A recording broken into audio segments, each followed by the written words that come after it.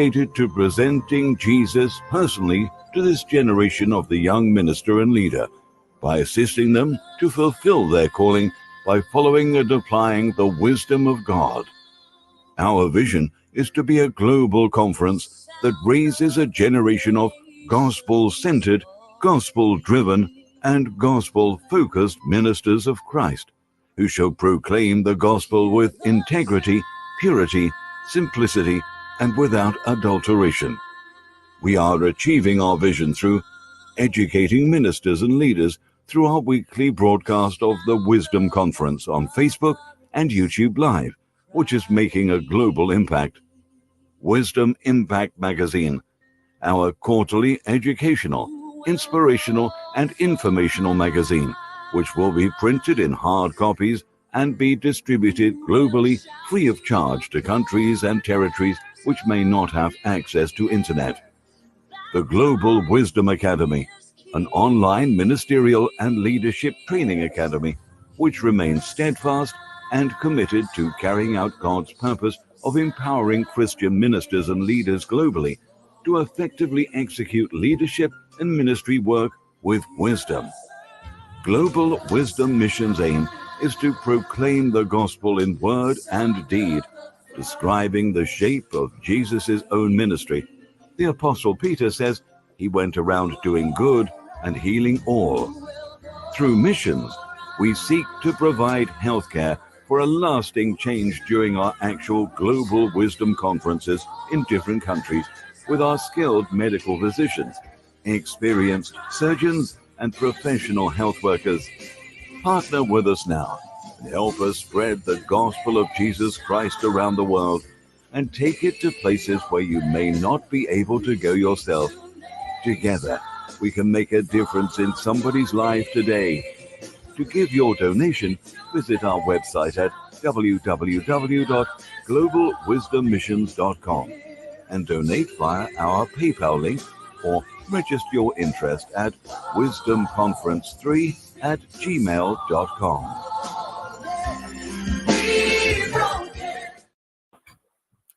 Hello, viewers. Good evening, good evening, good evening. It's really exciting to be here with you.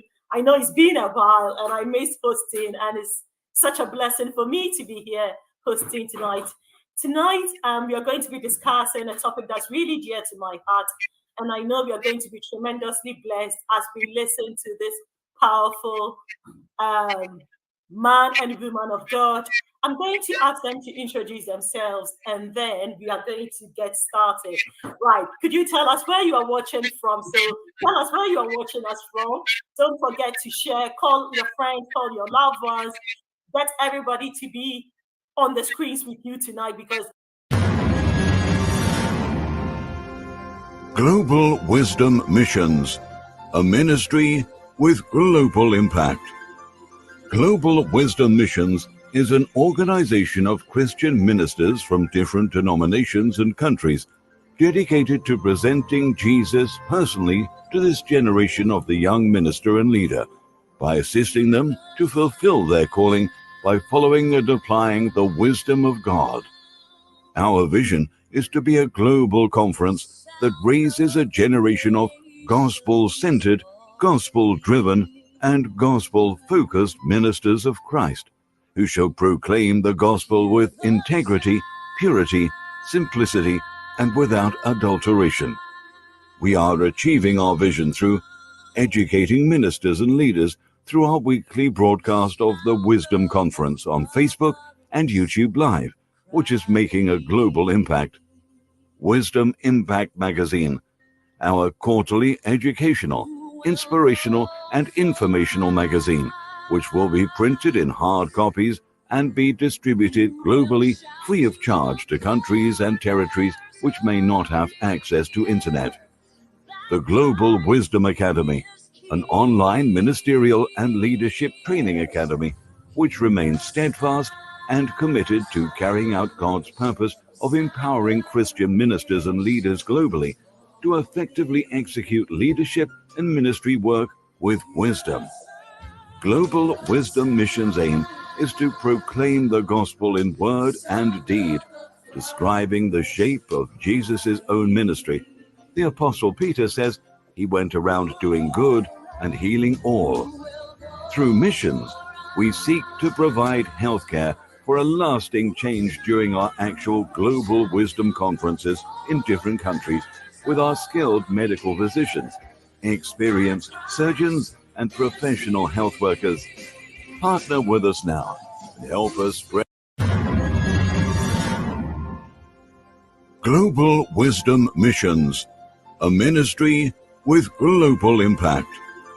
Global Wisdom Missions is an organization of Christian ministers from different denominations and countries dedicated to presenting Jesus personally to this generation of the young minister and leader by assisting them to fulfill their calling by following and applying the wisdom of God.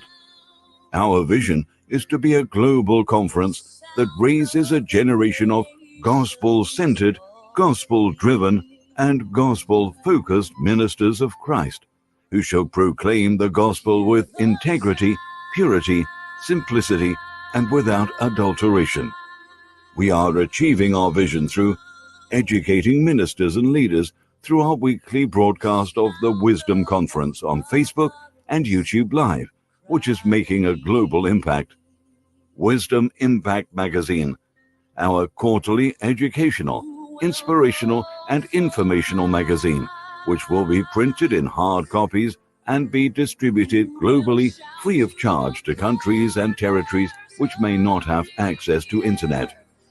The Global Wisdom Academy, an online ministerial and leadership training academy, which remains steadfast and committed to carrying out God's purpose of empowering Christian ministers and leaders globally to effectively execute leadership and ministry work with wisdom.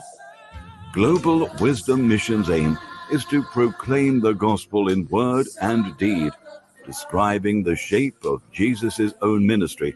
The Apostle Peter says he went around doing good and healing all. Through missions, we seek to provide healthcare for a lasting change during our actual global wisdom conferences in different countries with our skilled medical physicians, experienced surgeons, and professional health workers. Partner with us now and help us spread the gospel of Jesus Christ around the world and take it to places where you may not be able to go yourself. Together, we can make a difference in somebody's life today. To give your donation, visit our website at www.globalwisdommissions.com and donate via our PayPal link or register your interest at wisdomconference3@gmail.com.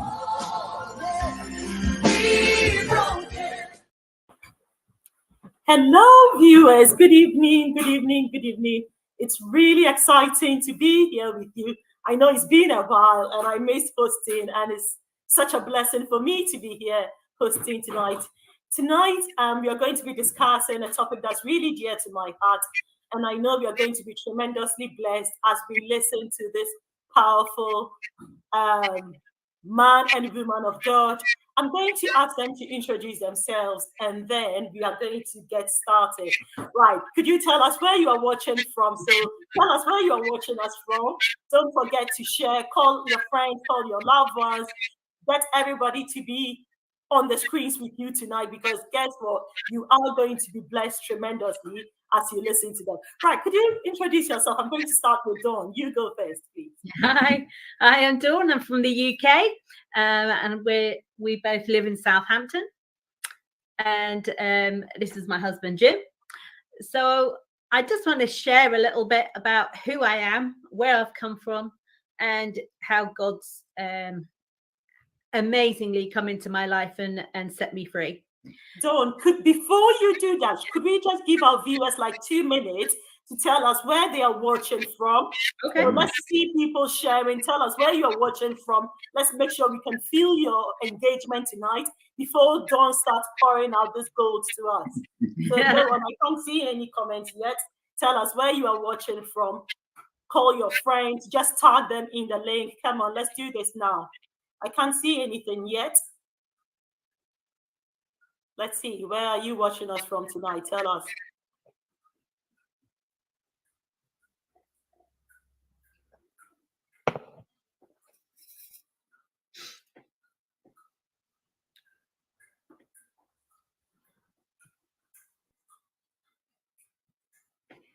while we're waiting, do you want me to also say myself real quick, and then Oh, that of way course, yes, Jim. Go for it. Yeah, you do that, obviously, Jim. my name is Jim Van Sice. I'm originally from America. I've moved to England 17 years ago. Married to Dawn for just about as long as that. And then obviously my life, just like Dawn's, has been radically changed with God kind of being in the center of where we were. Who we are today is not who we were in the past. So that obviously that gets me out of the way so everybody can do that. Absolutely beautiful. Thank you very much, Jim. And is that not the beauty of it? We can't be with Christ and still be the same. There should be transformation. You should be able to testify that, look, my life is so much better since I've been with Christ, or I've been in Christ. And likewise, the people around you, they should be able to testify as well. Right, we're going to get going. Dawn, do you want to start? Tell us who you are and why this topic, breaking from addiction. Could you tell us a bit more about it, Dawn? Okay, so yeah, I think, why is this dear to my heart? It's been in my life, if you like, from one end to the other, from being in total addiction to myself, and actually experiencing God in such a fundamental way, and for Him to set me free, and to experience that radical change, I live and breathe so people can be set free too. When I was young, I was brought up into abusive family. Both my parents sexually abused me, and there was also a physical abuse going on as well. And I had other siblings.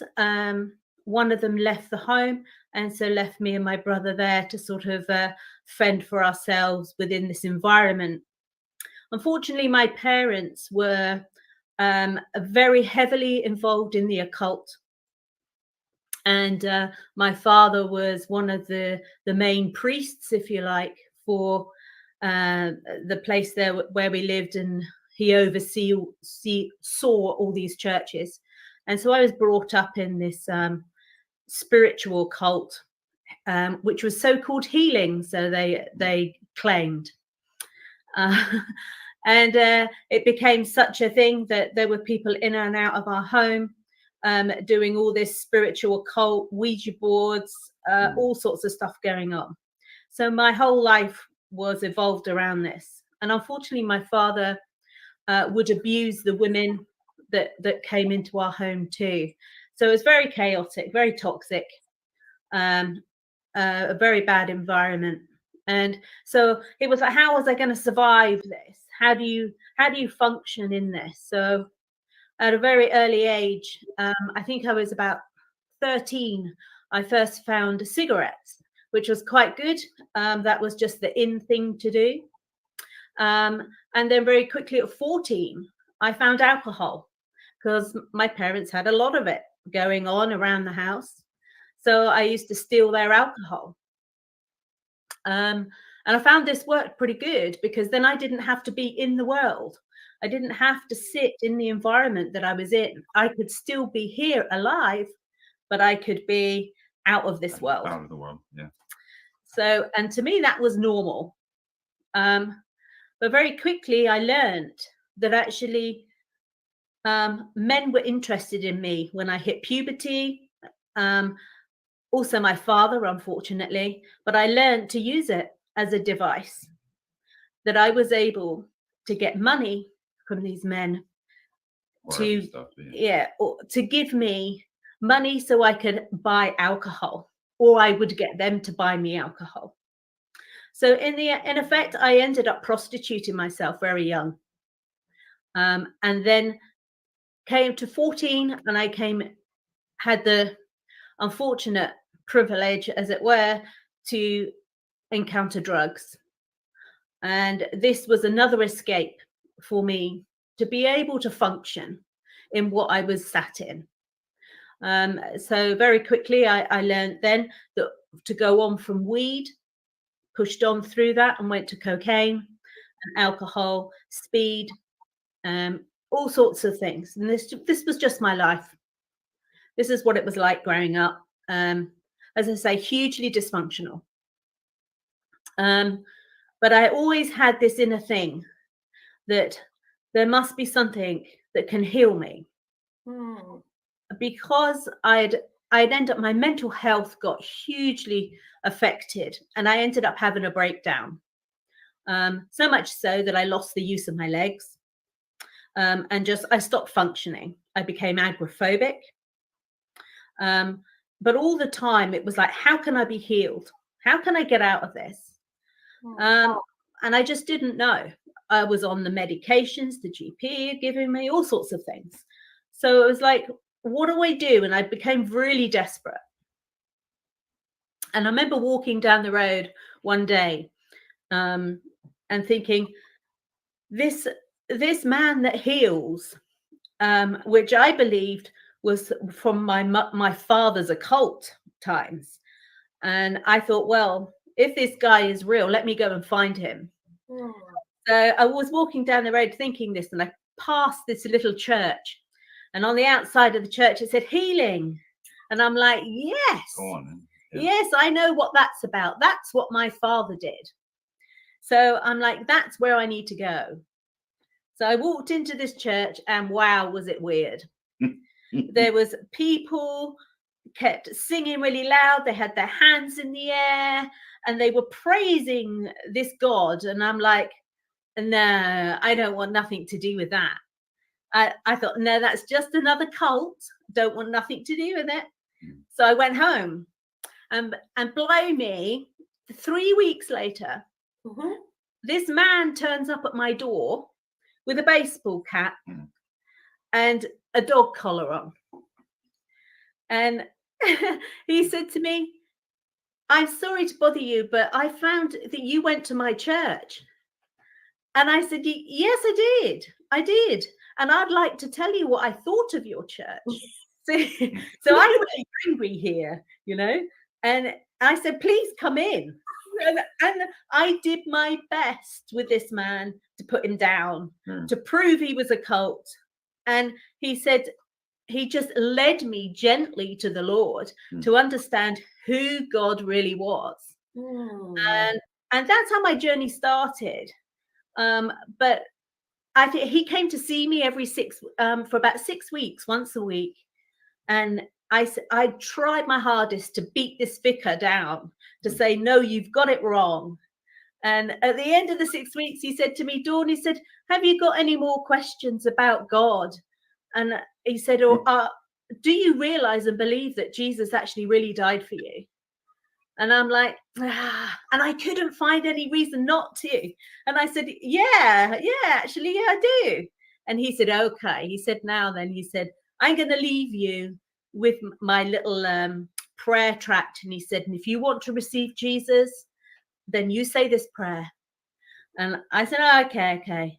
So I chucked it on one side, and I went, no, I'm not saying that. But he did tell you to call him if you ever did. Yeah, and he said to me, if you do, just let me know. And I'm like, whatever. Anyway, I didn't last 24 hours. That little prayer tract was sat there, and I'm like, I have to read that prayer. And I started to read. In the end, I started to read it. And as I read it, I just broke. I just broke and went down on my knees, and I was sobbing. And that was the journey of my start of my healing. I had the privilege of being mentored by them for a year, him and his wife. And that was my way that I started to come out of addiction. I became set free totally. There was no withdrawal symptoms from anything. It was just unbelievable. The problem was I became a drug dealer. Right. As you do. So I thought, I'll give up the drugs, but I'll stay with it. Yeah. Just dealing, not taking, you know. So I grew all the marijuana and everything else. And then I would I would then distribute it, take the money, and I thought I had it sussed. One, I'm a Christian. Two, I get all the money. I want, and 3, I'm set free from drugs. I had it sussed, so I thought. So I'm walking down the road one day to the guy that's going to give me. I'm going to stop you there, Dawn. This is such a gripping and a powerful testimony. Right, so far we have Mercy joining us from Nairobi, Kenya. We have Pastor Bertha and Pastor Martin. Thank you so much for connecting with us. I can see some more people there, but unfortunately, you are not telling us where you are watching us from. And I just wanted to say hello to you. Look, call someone who loves a good story. Tell them to tune in tonight, because this definitely sounds like a good story to me. And the most powerful thing is, it's true. This is not made up. She is just pouring out her life experience so that she can be a blessing to us tonight. Guess what? I know people who need it. We need to call in our teenagers. We need to call in our cousins. We need to call in our friends and say, hey, come on here. And pastors, there's a place for you here. Maybe you think you have nothing to do with addiction, but guess what? She was talking about how she was just walking down the road and saw the sign which says healing. What have you advertised your church as? If you have a young troubled person walking past, we don't know that is a church. Could you very quickly join us tonight? And guess what? There's something in there for you. Pastor Bertha, God bless you so much for joining us tonight. Let's get more people watching. Let's get more people commenting. Let's know where you are watching us from. Wow, what a powerful testimony. Right, keep going, and Dawn. Okay, so I think I got it all sussed, and I'm walking down the road, not taking drugs anymore or alcohol, set free completely by our wonderful Lord and Savior. Hallelujah. And I think in my naivety, I thought I had it all sussed. I've got 2 big bin liners full of marijuana that I'm going down the road with to claim £3,500 worth. What that translates to in other countries, I'm not sure. A lot. But I'm sure you can look it up. So I'm going down the road singing worship songs with, unfortunately, a cigarette hanging out of my mouth and 2 bin bags full of weed, marijuana. Okay, so I go down the road, hit the door of where the guy was, and I'm just waiting for my money. So I put the 2 bin liners full of weed at his doorstep, and he walks away down his corridor to get my money. And as I'm stood there, I hear this audible voice. Tell me about it. And he said, God said to me, turn around and walk away. So I instantly obeyed. There was no umming and ahhing. When I heard the voice, I moved. Was that the first time you heard an audible voice? Absolutely. Absolutely. Never heard, in all my drunken stupors and highs on drugs, never heard anything. So here I am, clean and sober. And so I hear this voice, turn around and walk away. Okay, so I start walking and just doing as I'm told. And then all of a sudden, the reality kicks in. And I'm like, what are you doing? Go and get your money. So I turn around and go back to get my money. And I hear the voice again. And it said, Dawn, turn around and don't look back anymore. So I left and I did as I was told. And I left. And that was my last encounter with any form of addiction at all. Wow. So, yeah. So that's basically briefly where I've been and how God sort of set me free. So, yeah, the rest is, if you like, is history, because I've just gone on to support those that have probably been in similar situations to me, or probably even worse. Worse one, probably, yeah. And I just want to see them set free. I just want that ability for them to experience life in its full. So that's where my journey's taken me. What a gripping story or testimony of what Jesus can do. Nee, where are you watching us from? Tell us. And Joan, where are you watching us from? Tell us. Psalmist Makoti from Kenya. It looks like Kenya is winning tonight. Come on, where are all the other people? Tell us where you are watching us from. Jared, where are you watching us from? Tell us where you are watching us from. So far, we have so many people telling us they are from Kenya. God bless you if you're watching us from Kenya. God bless you. God bless you. Right. So you were talking about drugs. You were talking about alcohol.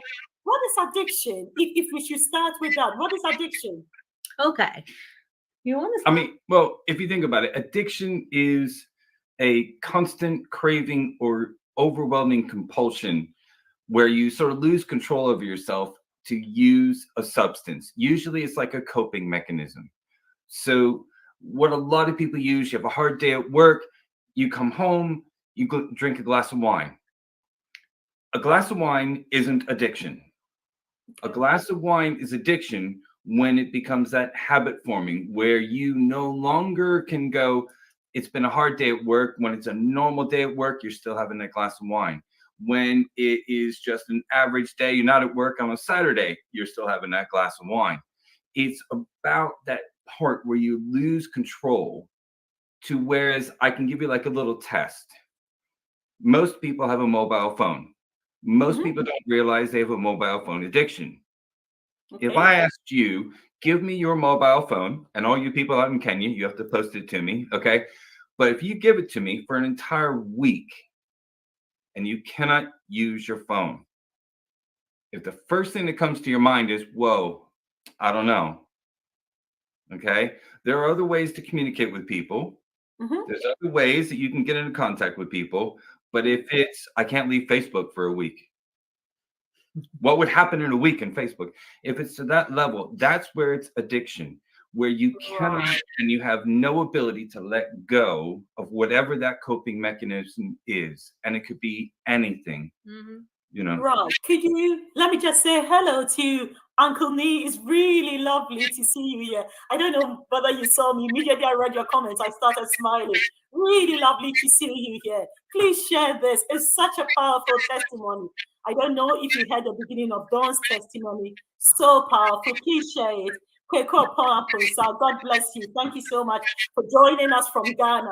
Where are my Ghanaians? Let's feel your presence tonight as you share and comment and then just pass. Oh, well, he says it's powerful. It's so powerful, isn't it? Tell me about it. Right. Okay. So you've already given us one example of mobile phone. Could you talk us through a little more, just in case people are thinking, actually, I'm not in that category. Okay. So what can we say? That we find, especially within the church, that we have a lot of high functioning addicts, if you like. Yeah. And you will find those that gamble. That and we hear the comment here a lot, which is, "Oh, if only I'd win the lottery." And it's like, well, how can I get that quick fix? How can I find that money? And that seems to be one of the ones that people seem to feel is actually okay as a Christian, is to gamble. Okay. They keep it small. So like, you know, we don't gamble, we just do bingo. So, you know, we're not actually gambling. What we're doing is we're raising money for the food bank. So what we'll do is we'll do bingo and we'll give somebody a prize for winning bingo. But in actuality, they're paying you money, hoping that they are going to earn more money from bingo. Do you see where I'm at? And it's very gently, very easily. It's just bingo. It's only a quick thing. We're, you know, doing it for a good deed. But then that's like a gateway. There's a couple of different gateways you can get. Bingo is a very simple gateway, which leads to like scratch cards. You're not really doing any gambling. You're just scratching up a card, hoping that you'll win, you know, your pound, or different countries, your Ghana cedis, because we got Ghanaians here. The Americans, you got dollars, but you're hoping to get more out than what you just put in, which leads into more things like the lottery, which leads into online gambling, where you're sitting there just playing a game. And that's all I'm doing. I'm only spending a little bit of money and I'm enjoying the fun of playing the game. But then it gets to like a level where you start losing large amounts of money and you go, if I do this and if I gamble it that way, I'll earn that money back that I lost. And that's the level of addiction you've got with gambling. It starts off so slow. It's never one day you're instantly doing it. And I've actually heard people say, I'm on my gambling this year, I've lost $10,000. But you know what? My next trip going out to Vegas, I'm going to gamble on this certain table because I get a better odds on that one. I'll be able to earn that 10 grand back and get a little extra. So now I'll be okay. And that's their mindset of thinking I can earn it back. But whenever you gamble, the house always wins. It's simple as it's the way it works. You know, and most people don't realize that. They think they can beat the odds, you know, and that's where it becomes that compulsion. You have to win back what you've lost. Yeah. So. Obviously we find as well with a lot of Christian believers that sit in our churches today, they struggle with prescription drugs. And the amount of addiction that is involved in those is really, really sad. Really sad. Probably the most damaging one, which most people don't realize. You think once you're Christian, everybody's clean, everybody's sorted, and you know God's got them all 100%. But I mean, pornography is huge in the church, and I know this is probably going to offend some people, and they're probably not going to like to hear it. But go for it, Jim. If that is what is going to bring the deliverance, please go for it. That's it. I'll be brutally honest. You know, I suffered with porn addiction. Okay. So if I'm going to lay myself bare, it's absolutely the truth. But you think about the percentages. If you look online about Christians being able to watch pornography at least once a month, you have anywhere from 40 to 60%.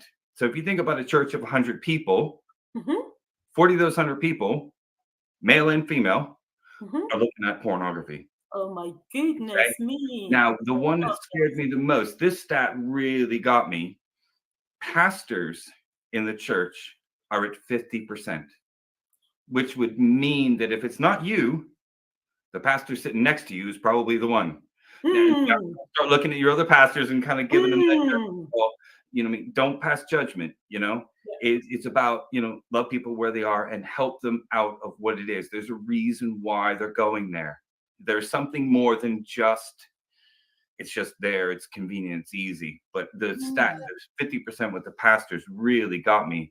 And it's almost 33%, somewhere around the 30 to 40% for women are watching. It's not just a man thing. Unbelievable. Exactly. You would think it's just a man, isn't it? Yeah, no. No, it's a woman thing just as much as it is the man thing. And that's the thing.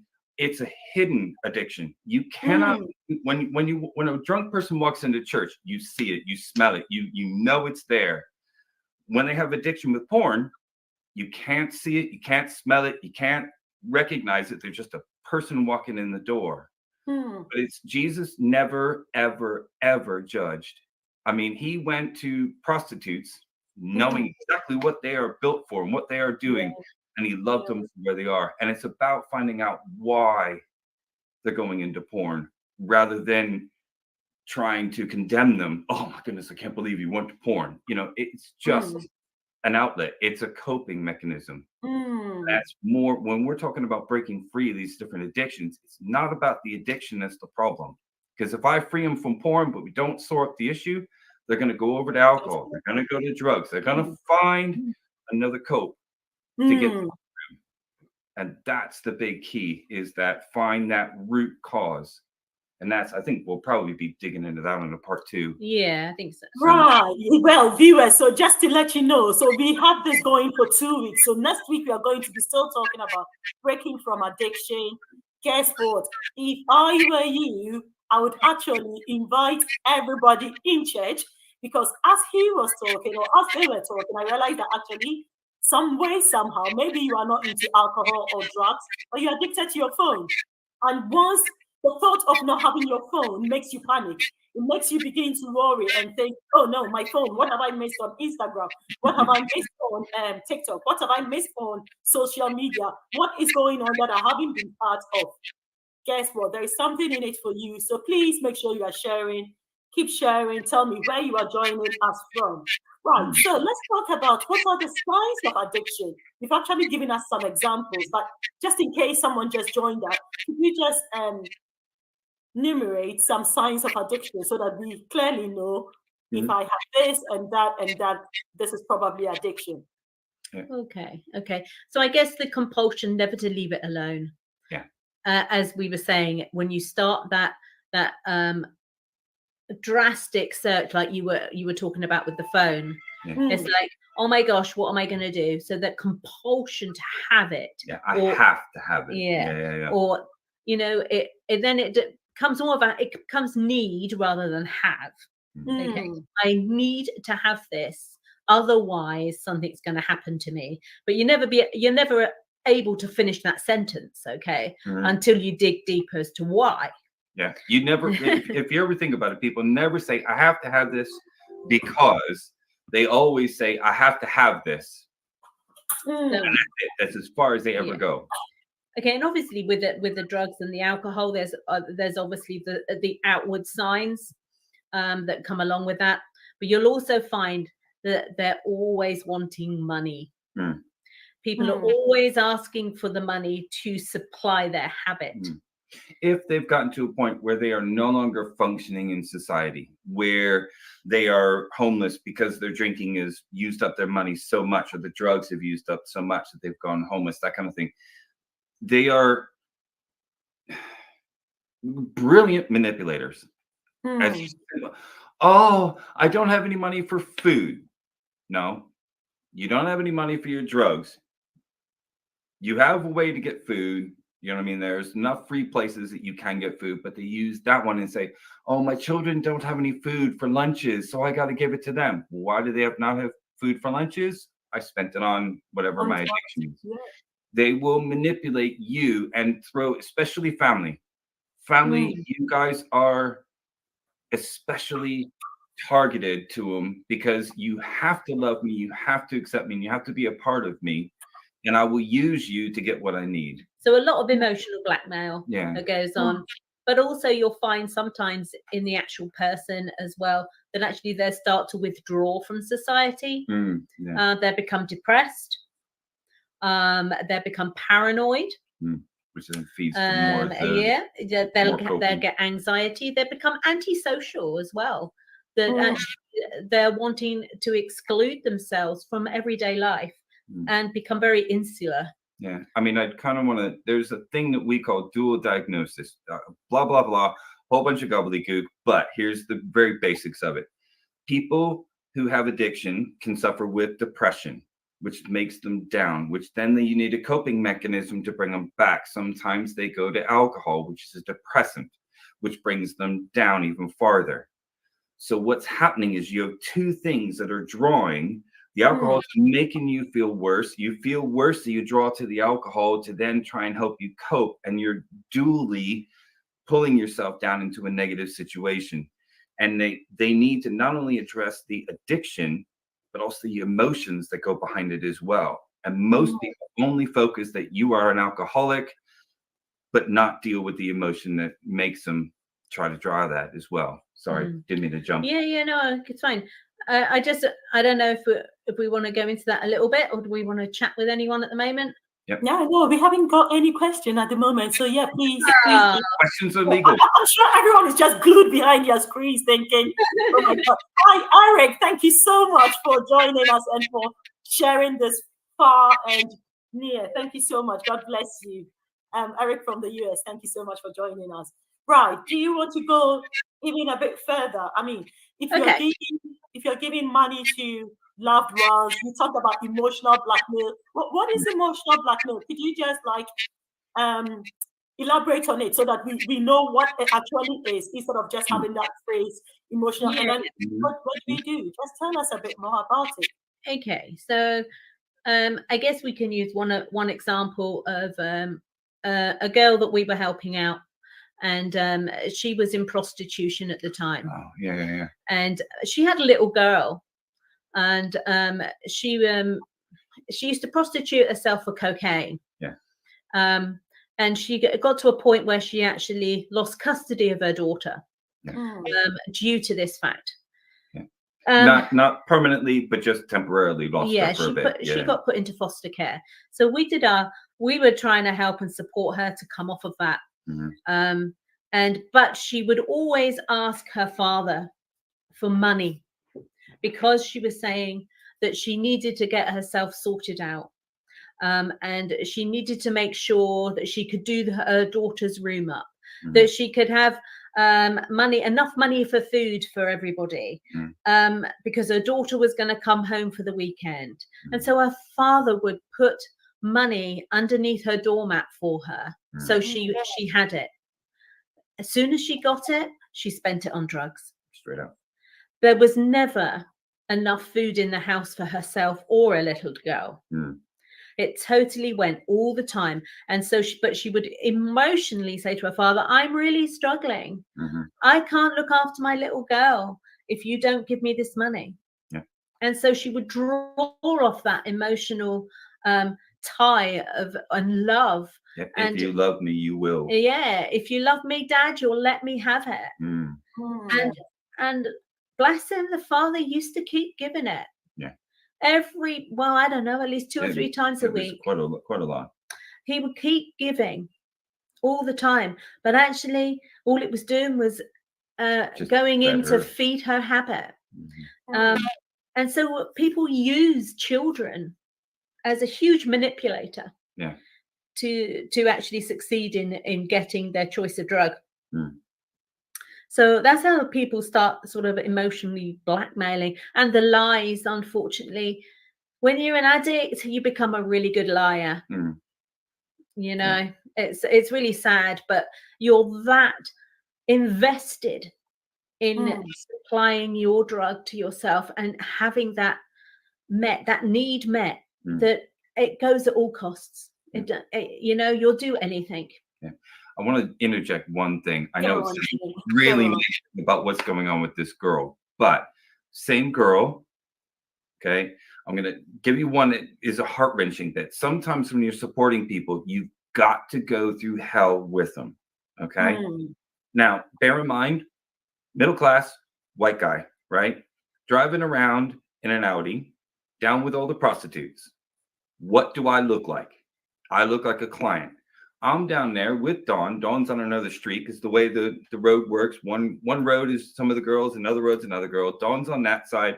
I'm on this side trying to get her. I found her, pulled up to her, trying to get her in the car so we can take her, get a shower, get some food, clean her up, you know, kind of basically make everything good. Another client drove by, saw her talking to, obviously, white guy in a nice little car, right? Drove by and she yelled at me because she lost a punter, a client, because she was talking to me. Talking to you, yeah. Right? I watched her get in the car with him, knew exactly what she was going to do with him. You can kind of fill in the blanks here. Yeah. Okay. And then after she was going to be done with him, she was going to get the money and straight into the drugs. I lost her for that day. Okay. But because we persistently pursued her, like God persistently pursues people, we persistently pursued her, kept working with her, kept talking to her, kept helping her, putting her into rehabs, all the different things we could do to help her. She came out of a rehab, got herself clean, got herself a boyfriend, got herself a job helping, I think it was children at the end. Yeah. Helping children. She has got to a point where now people contact us because they need help. When they're free and clear and all that, we never hear from them again because they don't need us anymore. At this point, we have lost contact with her because she is so normalized, she doesn't need us. Yeah, you know, I mean, there's so many wonderful stories we see of people getting set free. It's just beautiful to watch it. Yeah. Just beautiful. Yeah. Right, let's go to our viewers. Hi, Priscilla. Thank you for joining us from the US. Please connect with your friends. Tell them that there's something good going on here. We have a question from me. Now, he says, can you get addicted to prescribed medication? I know you started talking about that. Do you want to go into a bit more details? Very much so. Yeah. I'll jump on this one. We had a girl that we worked with in Ghana. And it is very possible. So you have a real genuine problem. You have muscle aches or sprain or trapped nerves, whatever you might have, back problems, you know, sciaticus, whatever it might be. You have a legitimate problem that doctors will prescribe you medication. When there's serious pain, you're going to get things like morphines, codeines. You're going to get the more serious pain relief that's out there, not your over-the-counter stuff, but the real big stuff. Class A's. When you get to class A's, you're dealing with severe pain, and it's legitimate severe pain. What happens is the body naturally builds up a resistance to it. It's what we do all the time. Anytime you're on a medication, you keep taking it, you're going to need to take more of that medication. So you're going to go to the doctor and you're going to say, you've given me 500 milligrams of morphine, but you know what? It's just not touching the pain. And it's absolutely the truth. It's not a lie. You're not manipulating the system, whatever. Your body's naturally resistant to it. If they keep you on the same drugs, they increase the milligrams constantly to a point of that your body won't produce anything, and you have to do it you'll have to do it through the medication, and you'll be overprescribed to a point that you can't do anything you can't even move without the morphine, without the codeine that's coming into your system. It's not your fault. It's not the doctor's fault. It's your body naturally just being more and more resistant. So you have to take more and more and more to a point that doctors will say, that's as far as we can prescribe you. We can't go any farther. And then they have to do the weaning off process. Yeah. So in answer to the question, you can get addicted to prescription drugs. Yep. Absolutely. Same way as you would to illegal drugs. Yep. No different.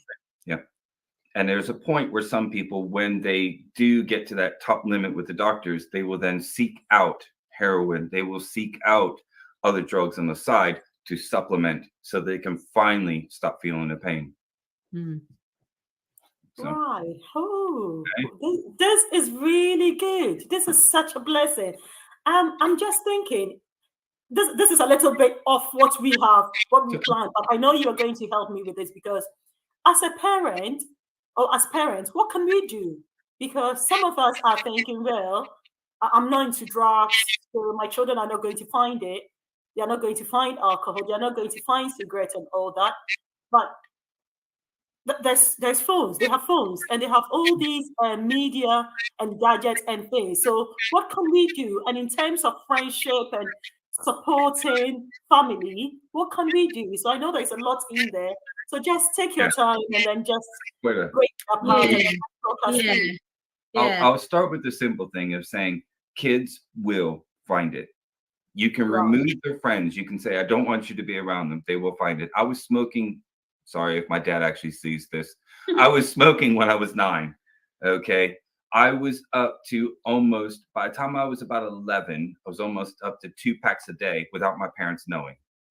So I found unique and wonderful ways of being able to smoke at a young age, and I could get them.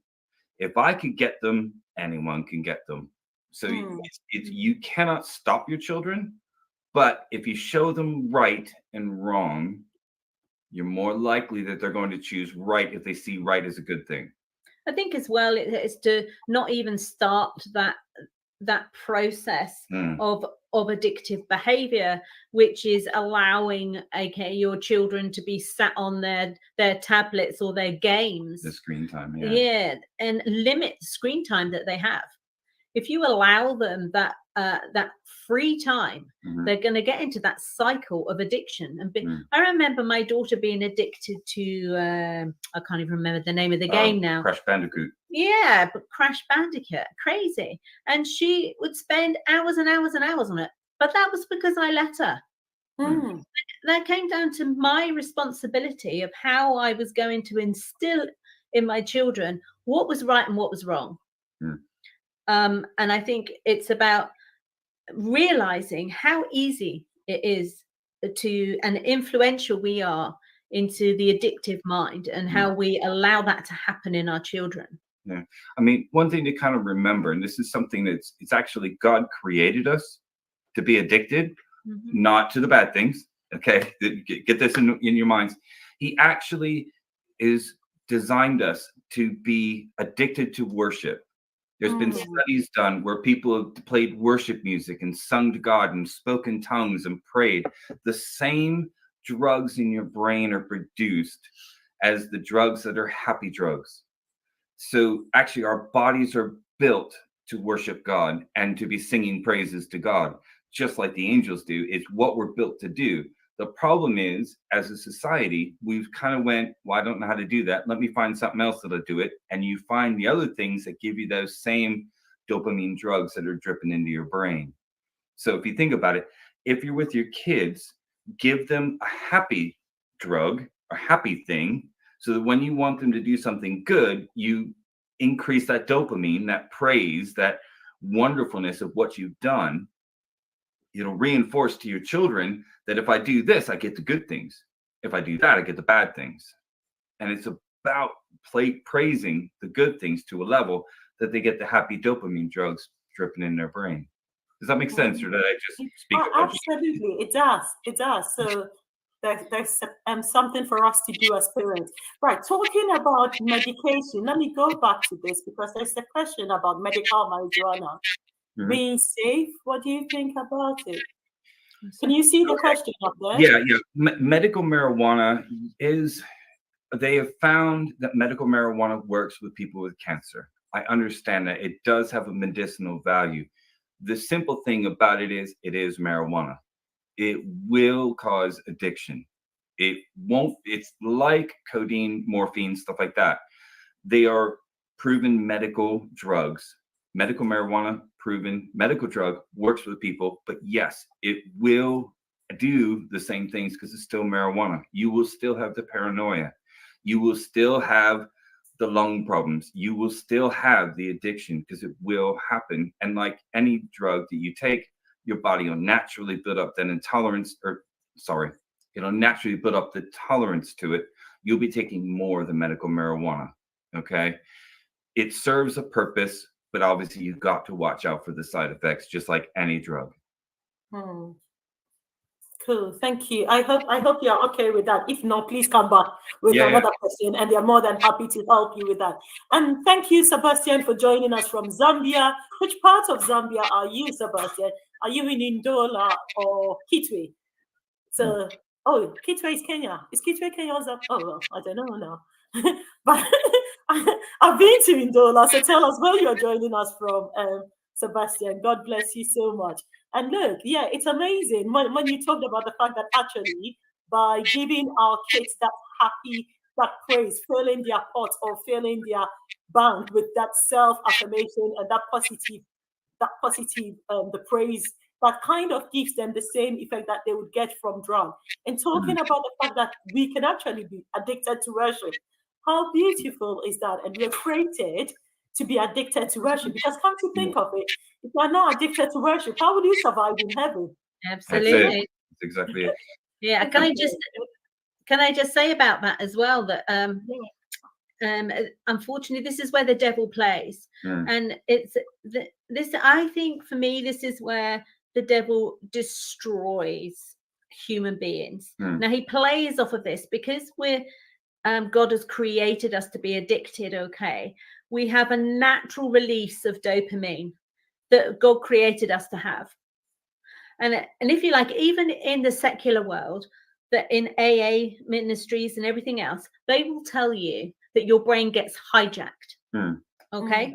So this is what the devil does. He hijacks that part of your brain that releases dopamine. All right. And so what he does is he makes you believe that this is the reward you want. So the drug is the reward you're looking for. And actually that's the biggest lie that has ever come out of the mouth and from the pit of hell. All right. But this is how he taps in and gets a foothold and a stronghold into your addiction and makes you run after that in the belief that actually it's okay to have this because this is what makes you feel good. And you actually believe that lie. And it's sit in this circle of addiction under your brain being hijacked. And if you like, it's stolen. Don't forget the thief comes to kill, steal, and destroy. Okay, so he's taking that part of release of neurotransmitters that makes the dopamine release. He runs with that and makes you believe that lie.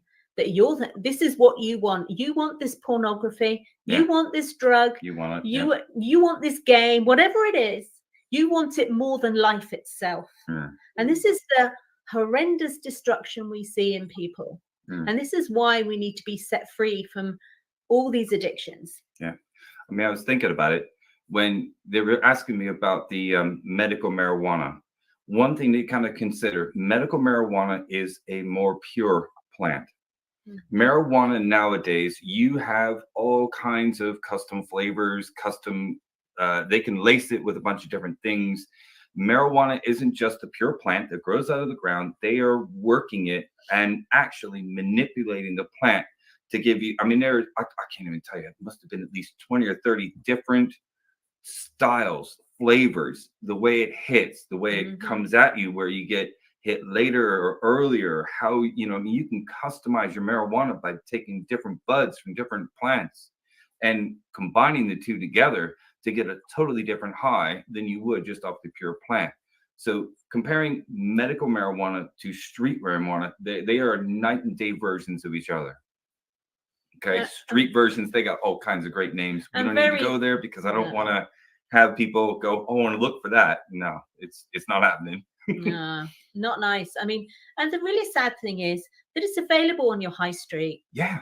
They've actually got the shops. Well, we do here. I don't know if they do in America or whatever. I don't know. We do Oh, here. someone tell us from what you're watching, tell us if you know about these things. Yeah, go on, Dawn. Yeah, so these shops are readily open for you to walk in, no matter what age you are. Yeah. That's what I found shocking. There isn't an age limit to get paraphernalia. No.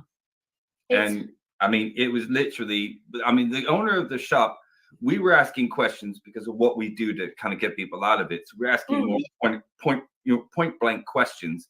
And the girl behind the counter was like, yeah, you can get a this, you can get a that, you know, and the owner kind of went, hang on a minute, stop. Because he was thinking we're cops. Right, yeah.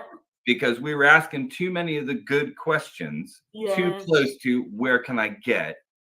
And we hadn't been cleared yet as, you know, safe people. We haven't been introduced. Yeah. So he didn't know that we were safe or whatever, that kind of thing. So he kind of went, hang on. But I mean, we literally have a whole stack of paraphernalia up on the top there. We went in and bought all this paraphernalia because we were doing educating people in the church on what these things look like. Because some of them look just like a normal compact. Thank you. So talking about how it looks like, I had a shock of my life when these were brought in as part of our safeguarding training. And we saw how, for example, how vapes look like. And the fact that you have some, is it drugs in food? So like in things like jelly babies and lollipops. So to the normal or to the lay person, these look like nothing, and they look like highlighters, and they look like. Tell us a bit more about this, please.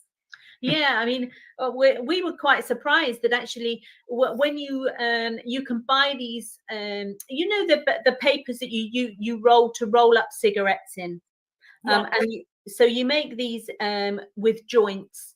They're bigger rolly papers, and they're flavored in strawberry flavor. Yeah, so if you didn't like it, you can have raspberry. You can have whatever any flavor you want. There was 50, 60 different flavors you could choose. What's this question? You know. Sorry. Oh, sorry. Yeah, let's talk about it. Is there a generic way of helping people come out from addictions, or? Well, each direction has a specific remedy. Okay. Well, I think, to be honest, it goes into a really deep answer to that, but I'll try and not get too heavy with it. But I always ask when anyone comes in with me and they come into counseling with me or anything, they go, oh, I'm on heroin or whatever. I said, I don't care. I don't need to know what you're actually using, because I need to know why. Okay. And it's always why. And we cut through the layers of why. And it doesn't matter what you're addicted to. There's always a root cause of why you're doing what you're doing. So if you like, your brain gets hijacked and the devil plays. All right. But why did you go to it in the first place before the devil got a foothold? Yeah. So we look back on that rather than, it doesn't matter what addiction it is. Yeah. What you won't find is like if you do this, like point A, do this, point B, do that, point C, do that, bang, they're out of addiction. It won't happen that way because we are human. We are so individual and we all have And our own uniquely characters. made. We have our own personalities, and you mix all that together. And Dawn got prayed for. God cured her of her addictions. Me, no. That don't work for me. You pray for me, I'm going back in. You know what I mean? I needed to work through mine, and God knew that. So he handled me in a much different way than Dawn. I had to suffer mine. I had to go through the DTs. I had to go through the pain of it because I felt the pain. I then remembered the pain and went, oh, I don't like that. I don't want that again. Do you see where I'm at? So don't think that there's a generic way because everybody's so uniquely different, you know. And I think God will treat us that way, you know. Yeah. Yeah. As long as you're could we I know, so you've talked about the fact that there is no generic way, which obviously makes sense. But let's say someone wants to break free from the addiction of pornography. Do you think that there is something, I mean, just as for starters, what could they do? Okay. And Yeah. then if we talk about, let's say, alcohol, so let's do pornography, let's do alcohol, let's do nicotine, and then just go down until we have a new question after. Sure. I'll get a good one. And this works for quite a few people. Okay. Now, what I don't physically have one. My Bible's on my phone, so I don't physically have a Bible right here. So I do apologize. But one thing that with pornography, you always find pornography one way or another. You either go on your phone or you go in on your laptop, whatever it might be. What you do at night, if it say it's, as an example, say it's a laptop, you put the laptop down, you put the Bible on top of it. Right. Okay? Now, here's the thing. You're going to go to the pornography. When you do, you have to actually lift God's word off of it. And at that point, you're saying to God, sorry, not you yet. I still need to go to pornography. Yeah.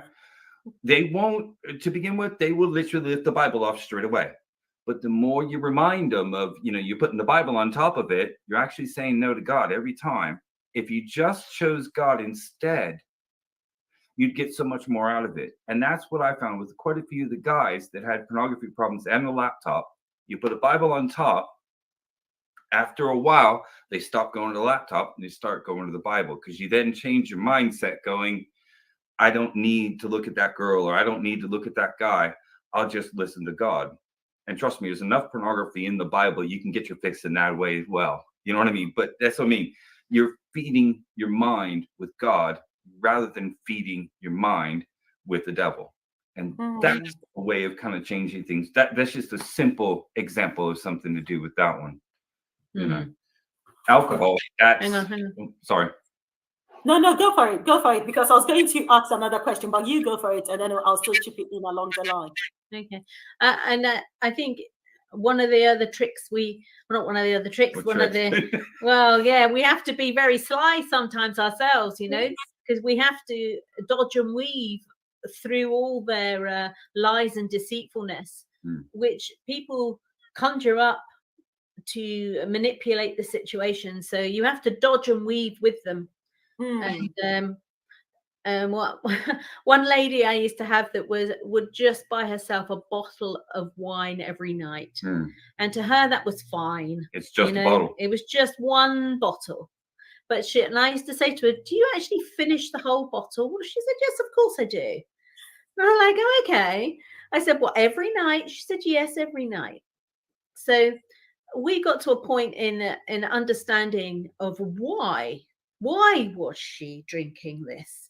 And we unearthed the reason why, but it was very new, very raw still. So what I told her to do was to have sticky notes, and to get the sticky notes, and when she bought her drink, her bottle, stick the label on it. And the label said, link, don't drink. Okay, so she would have to consciously make that decision. Am I going to link this through to understand why I'm doing this, or am I just going to drink myself into oblivion? So it's giving them the choice. which they don't have when they're in that cycle of addiction. So that's what we used to do with this one particular lady, and it worked great for her. And then she was able to actually understand more what she was doing rather than work in the compulsion. So I mean, one of the times I had a guy that called me up and he said, Jim, I need you to help me. I need you to support me. I said, oh, okay, why? He says, well, I got my dealer here right now and I want to get something from him, but I need you to stop me. Now, it's not possible. You tell us. And those are the hard calls, because simply put, the dealer didn't just knock at his door and go, hey, just check in. You know what I mean? He made a telephone call, or he did a text, said to the dealer, what you got. Dealer came to the door and said, just what I got. What do you got money for? And then I'll be able to get it for you. Then he had that moment where he went, you know what? I shouldn't do this. Who am I going to call? I'll call Jim. He's okay. And he'll convince me that I don't need it. I'll tell the dealer to go, shove off and go. Okay. But it's what you got to remember is you need to allow them to have a choice. So while I was on the phone with him, I said, you have a choice. You can choose the dealer and the drugs that he's got. You know what direction that's going to go and where you're going to go after that. Or you can go and you can listen to worship music, listen to some God coming into you, and you know where that is going to go. But you have to make the choice yourself. Which one do you want? Do you want the dealer or do you want God? And a lot of times, as horrible as it may sound, sometimes they went, I'll have the dealer, thanks. But you just have to keep giving them that choice. Like we were saying, if you take away the choice, that freaks them out, and they are definitely going to choose the wrong way. But if you give them the right and wrong, and allow them the space as a human being to make the right choice or the wrong choice, sometimes they will make the wrong one. Go, okay, you made the wrong one. Let's try and correct it in the future. It's about that kind of attitude, not, oh, I can't believe you made the wrong choice again. Yeah, it just it feeds the wrong choice. And you need to give them the right choice. You did the right choice. You did it. You did do it. Well done. Great on you. Let's go out and get a cup of coffee. Let's get an ice cream because you made the right choice. And again, it's about reinforcing that the reward, because your reward system's been hijacked, don't forget. So it's about reinforcing the actual, the good rewards are actually better than the hijacked rewards. Yeah. So I mean, it's and it's very sad sometimes because you have to allow people to hit rock bottom. Yes. And I think that is so difficult. It is hard, because especially if you love them. Yeah, for watching family, watching on as a family member it's agonizing. Yeah, it is awful to see it happening. Doesn't matter what type of addiction it is.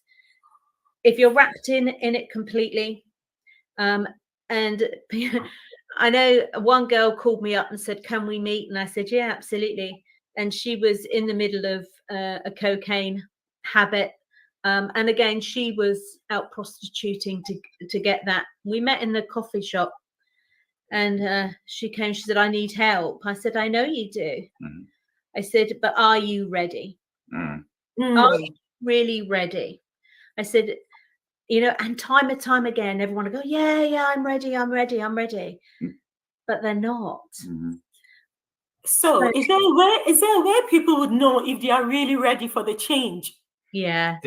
Usually it's what kind of happens a lot of times. And a lot of people say, I will give up my addiction for you. So like, say, for instance, your husband, he has an addiction. I'll give it up for Maud. I will give it up for her. Take Maud out of the equation. He will no longer give it up. But when they're really, really ready, it's I will give it up for myself because I need to do this for me. When they start doing it that way, I'm doing it because I've lost my kids. No, you're not going to do it.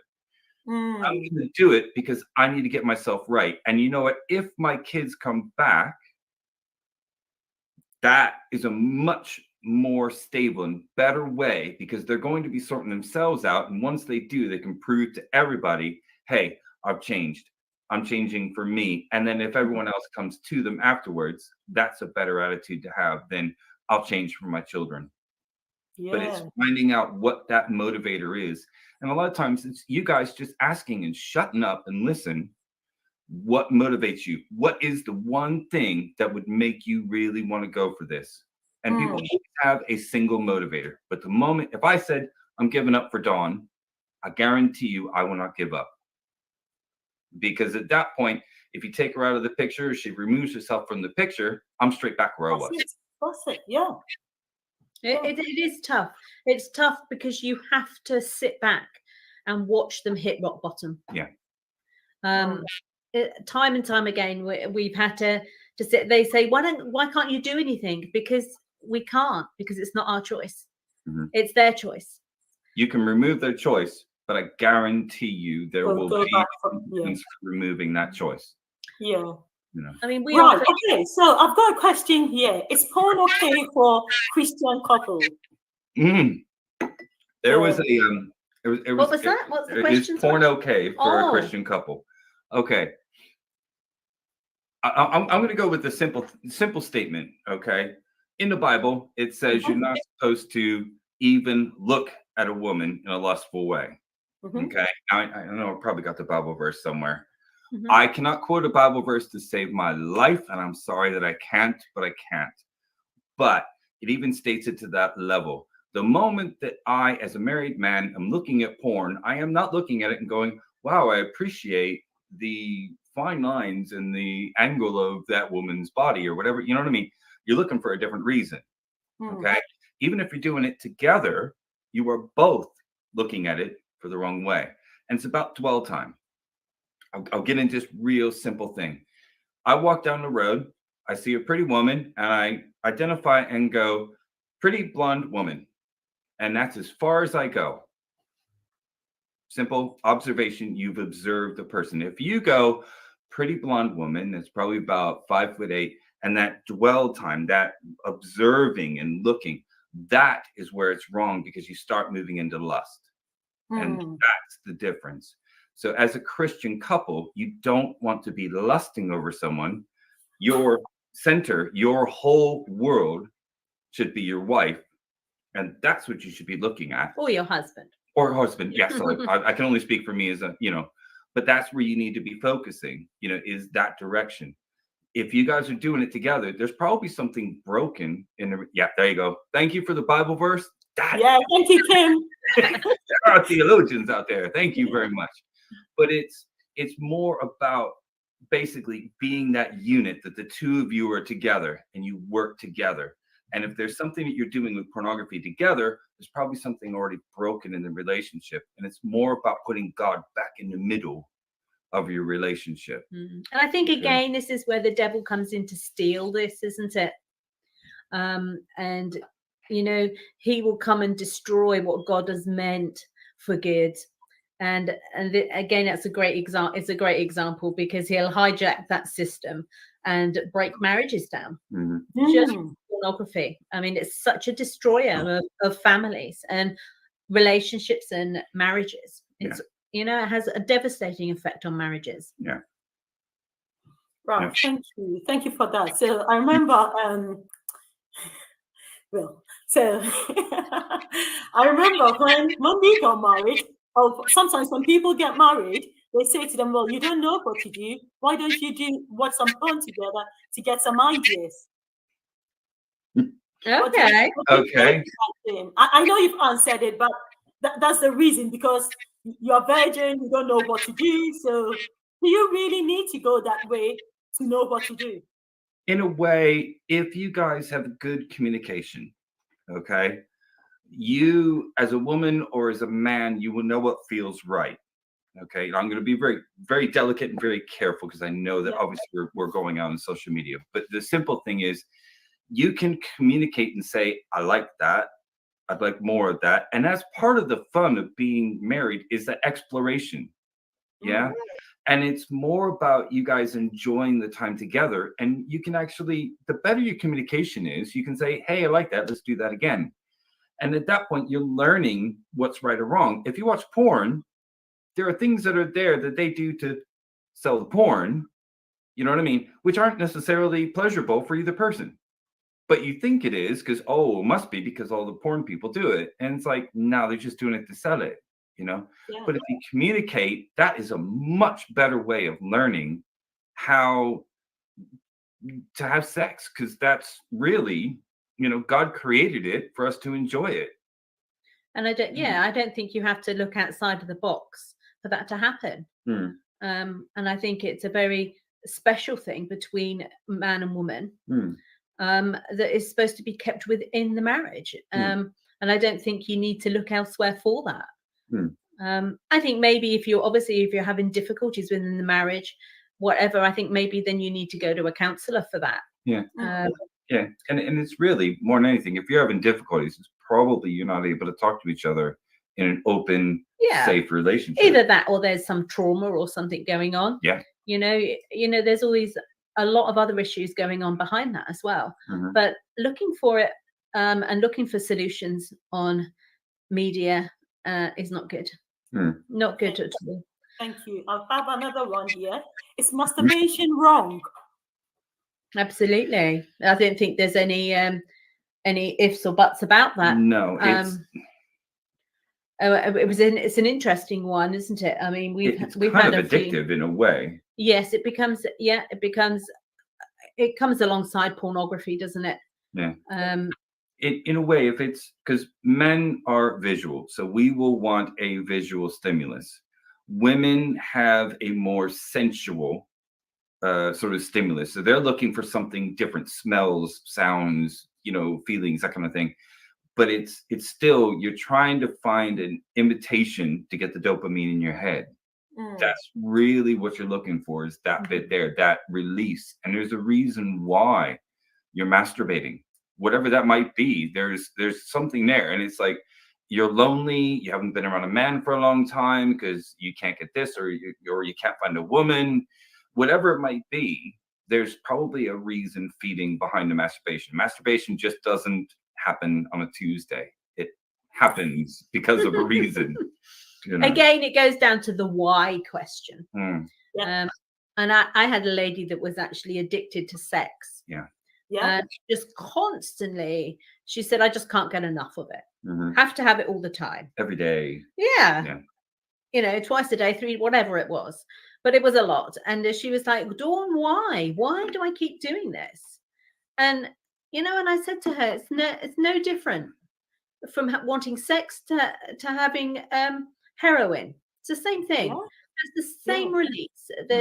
The brain has been hijacked, and the belief is there that reward system is better than what God can provide. But again, we have to look under why. Why is that? And the fact is, she was really, really vulnerable and felt totally unloved within herself. And it was always that gratification she was looking for, and reinforcement that she was worthy, that she was wanted, and she just wanted to be loved. Yeah. But she had replaced sex with, now I'm loved. But actually, she had a real misunderstanding of what that was. So it's about looking at these things of get rid of what, it doesn't matter what's going on the surface of what you're doing. Let's look underneath that and say, well, why are you doing that? Yeah. And there's always so much hurt and trauma going on in people's lives that we actually are not aware of. Yeah. And another way of looking at it is, a lot of people think that when I'm married to my wife, she only loves me when she has sex with me.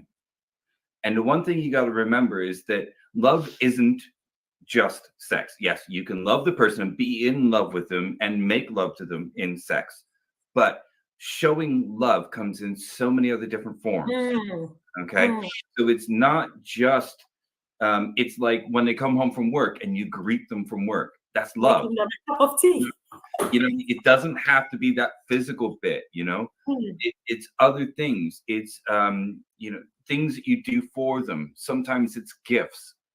When you first start dating somebody, you do every love language available. When you first start, you communicate with them, you give them gifts, you do deeds for them, you go out of your way to go see them.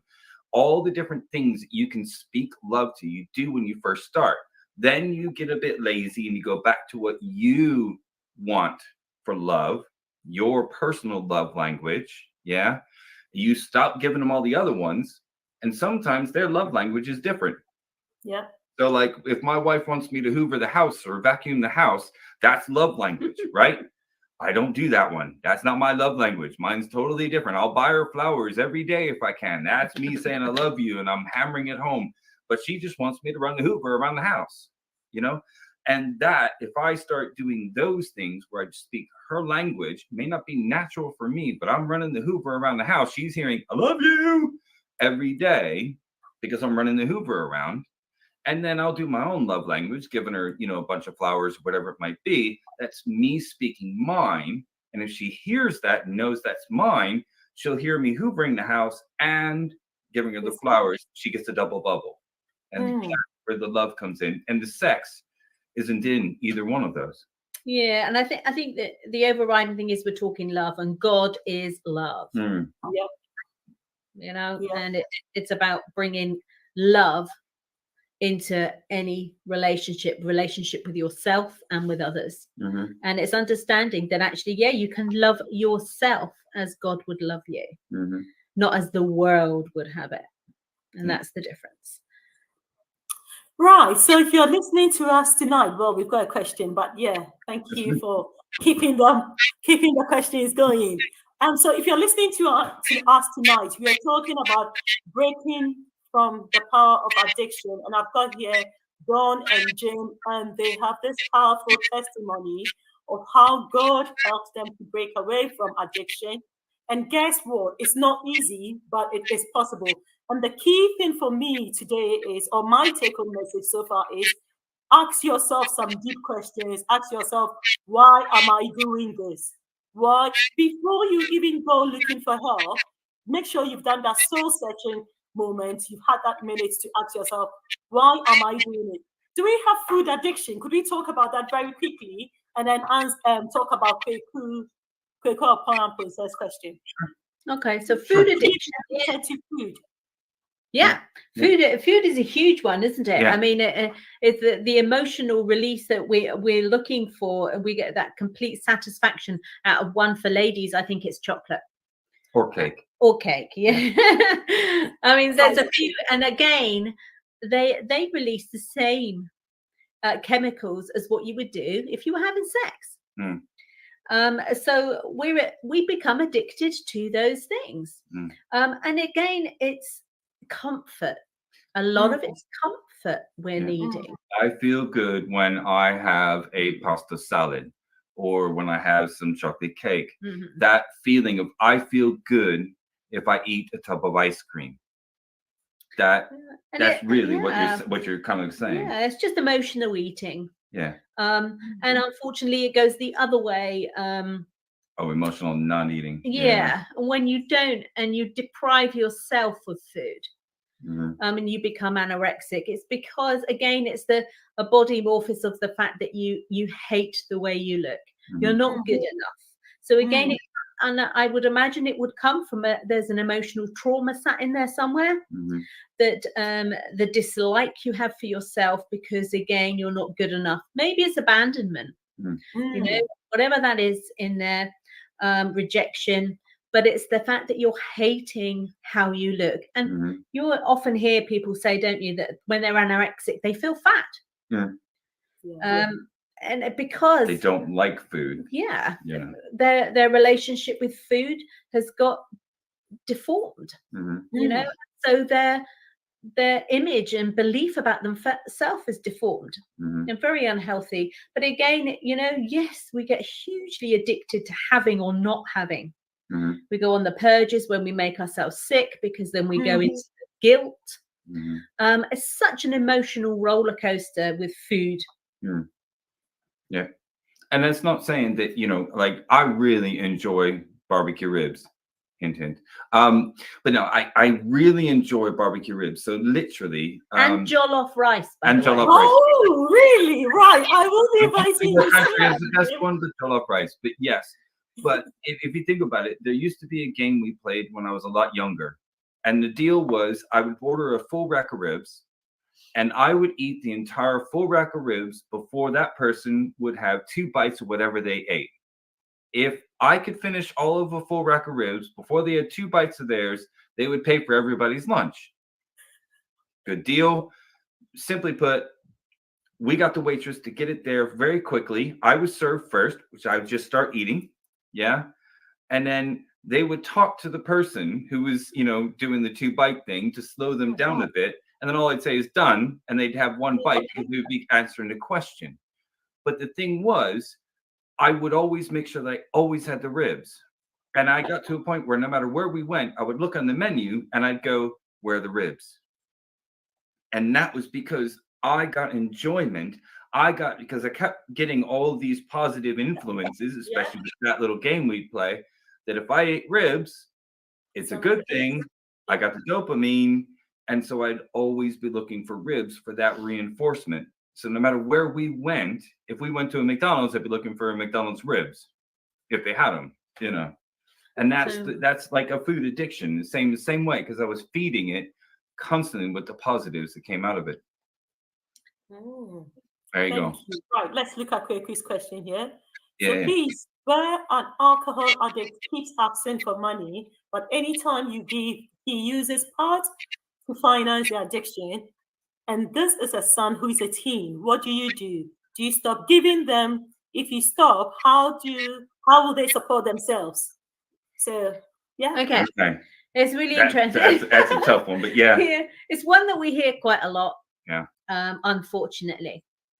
And my first thing would be recognize your part that you're playing in this by giving the money. That actually you're contributing to this addiction. You're actually saying it's okay because I know that you are paying for the alcohol and you're still giving them the money. So you're actually saying it's okay. Yeah, and it's a form of enabling. But you're doing it because you love them. It's totally understandable, isn't it? Because your heart goes out for them. You don't want them to suffer. But and part of the money is probably going for good things. So it's like, yes, you still remember we said that they're great manipulators. Yes. Yeah, and I think in a way that's that saying you have to be cruel to be kind. Yeah. You have to actually withdraw from enabling. And you have to watch them reach rock bottom. They will find a way. And this is the part that's going to rip your heart out. And I'll be brutally honest. You will feel your heart just torn from your body, pumping whilst you're still alive. Because if you stop, they will still want the alcohol. They will find a way. They will start to steal. They will do what I did and, nick stuff and, rob places and break into houses. They will do the things they shouldn't do to make sure that they can still get the alcohol. But if you can find a way to kind of show them that they're buying the alcohol for the wrong reasons, they're trying to get it for the wrong reasons, and hopefully try to pull them out of this cycle, because they're going to be in that cycle where they're going to do whatever they can do to get it. And I think, okay, so they're a teen. It says here that they're a teen. The son is a teen. Well, this is the time that they have to learn really quickly. Yeah. And it's important that they learn this before they go into their 20s and 30s, where it's going to be much more difficult for them to actually break this cycle. Yeah. So the quicker that you allow them to reach rock bottom and take responsibility. Addicts hate taking responsibility. Not my fault. It's always, oh no, I can't help it. Oh, I just have to. One thing we teach is you take responsibility for your side of the street, for what you're doing in your house and what you're doing to other people and to yourself. If you can't take responsibility, you're going to go into destruction.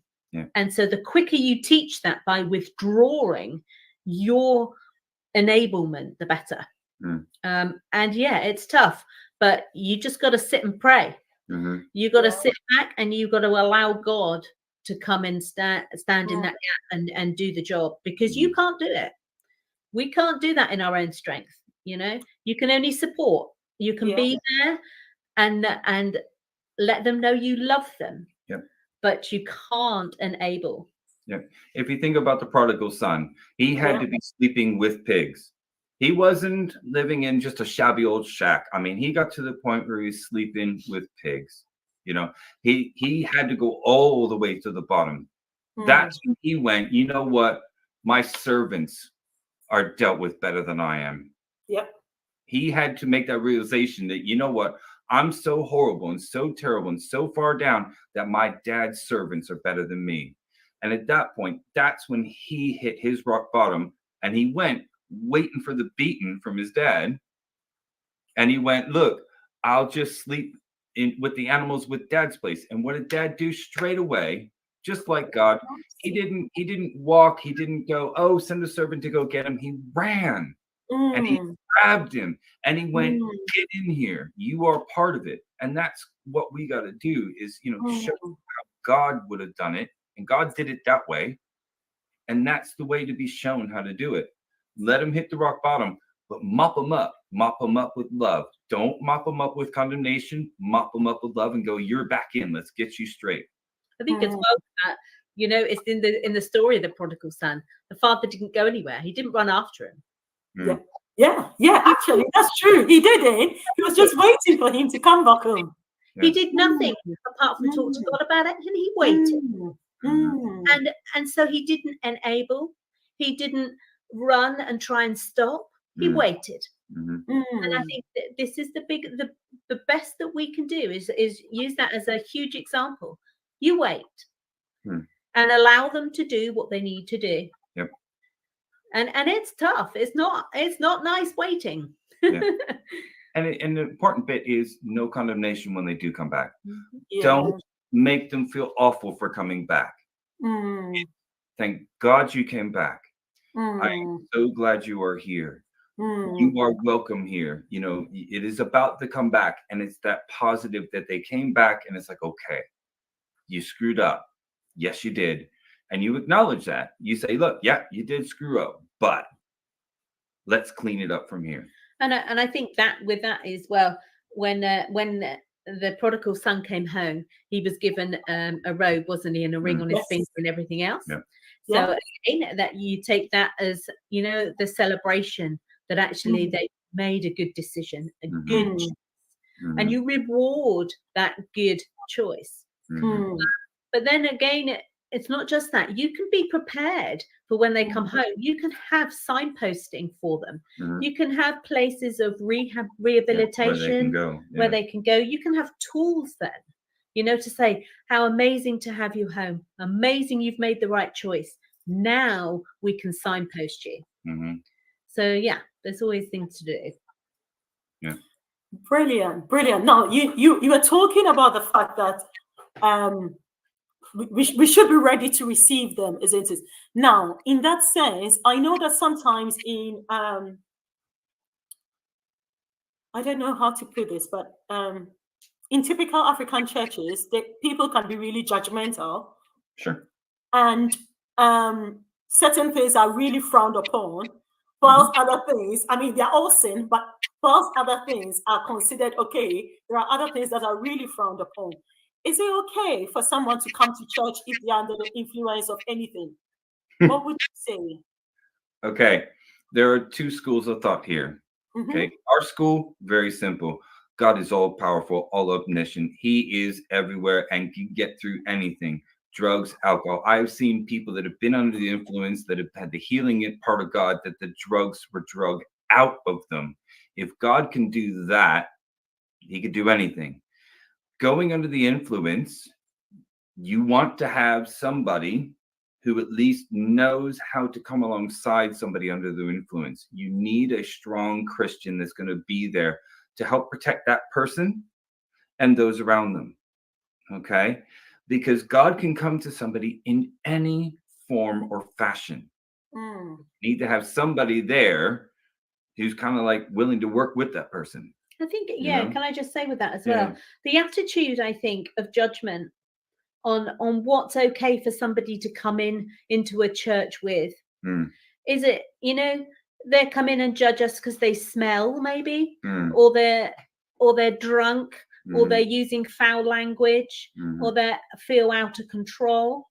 I mean, you know, that's no different to the silent person that sat there using pornography. Or Absolutely. even, Yeah. or Yeah. even simply somebody who's just looking at the worship leader, the female, and going, "Ooh, she's well fit." Yeah. That is, you don't smell it, you don't hear it, you don't see it, but they're doing the same sin. I think, yeah, and I You think know. that's the thing, isn't it? It's you're getting the church to understand that all sin is the same. Mm. There's no greater or lesser sin. It's just more creepy for us. There are certain sins that are creepy. If I was a guy that fiddled children and you have a child, I guarantee you will see me worse off because you have a child. You think, well, what would he have done to my child? Yeah. It's more personal to you because you have an emotional attachment to your child. Yeah. Whereas if I said, I have trouble with drink, but nobody who's an alcoholic, nobody ever beat you, nobody ever did anything wrong with alcohol. You'd be like, well, he's just an alcoholic, but my goodness, don't have him around children because he's going to fiddle everyone's children. It's people have their own judgments based on their own past and their own insecurities and their own problems. But God sees them all the same way. Kitty fiddler, alcoholic, abusive, womanizer, lying, sex offenders, all of it's the same to God. It doesn't matter. Sin, sin, sin. Whether I lie to you or not, He sees it all the same way. You live like Jesus did, or you're a sinner. Simple as. I think as well that people have to we have this idea of what church is supposed to look like. Tell us. I know, and it's like, actually, church is a hospital. Yeah. And we are supposed to come with all our faults and failings. Every moment that you have one, get your butt into church. Simple as. We're not supposed to go to church when we've got it all together and we can sit up the front and then criticize and condemn others. That's not what church is. It's not what God's about. No. God broke us so that we could then be the healers for somebody else. Yeah. Allowed us to go through the traumas that we did so that I could say, you know what, I used to be alcoholic, but no, I'm not anymore. Somebody can go, hey, he used to be alcoholic. He's not. There's a chance for me. Yeah. And that's what we're supposed to be in the church. We're supposed to be examples of Christ. Yeah.